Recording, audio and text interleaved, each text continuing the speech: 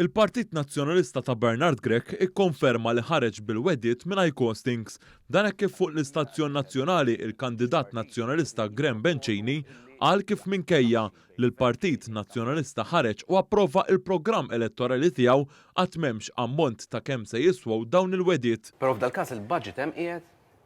Aħna ma budget, għandna programm elettorali. Aħna għandna programm elettorali. Hemm qiegħed imniżel kollu, għandek il-proposti kollha. Il-proposti huma budgeted. Il-proposti huma qed jiġu kkostjati.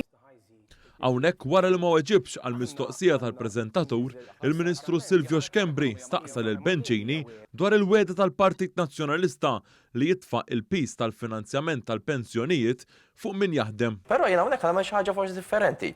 Inti jinsaqsejtek mistoqsija, kif ħatamlu dan il-fond speċjali mingħajr ma titfgħu pis fuq il-negozji u fuq il-familja. Ħantik il-ħin tiegħi jiena biex tispjega ma kif nifhem. Għax qed taħraba. U nisem barra. Provajt tispjega. Jiena nifhem li intkom ma tafux kif tagħmlu l-affarijiet. Ejda, qed tintik iċ-ċans tiegħek. Tħallu fidejna. Qed tintik iċ-ċans tiegħek biex tispjega lil nisem barra. Nagħmlu xogħolkom. U l-Ministru Silvio Xkembri kompla jistaqsi u ma ħaleb dat tweġiba. Ejda kif? Kif għattilkom? Kif? Aħna ħanżidu. Ħadd ma fehmek ta'. Ejli kif? Aħna ħanżidu is-setturi. Le, il-fond speċjali li għandkom. Aħna ħanikrejaw setturi ġodda.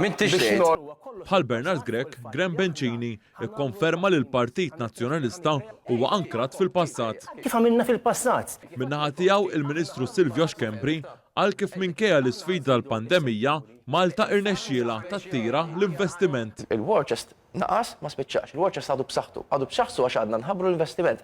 Sal-bieraħ stess għadna kif ħabbarna investiment ġdid ta' 22 miljun euro. Dan l-investiment ġibnieh waqt il-pandemija. Fabrika ġdida tal-farmaceutika ħad ikkrea 120 job ġdid ta' kwalità f'pajjiżna u da mhux l-unika wieħed. F'din il-ġimgħa u nofs ħabbarna 8 investimenti ġodda multimiljonarji f'pajjiżna li ħdimna għalihom waqt il-pandemija.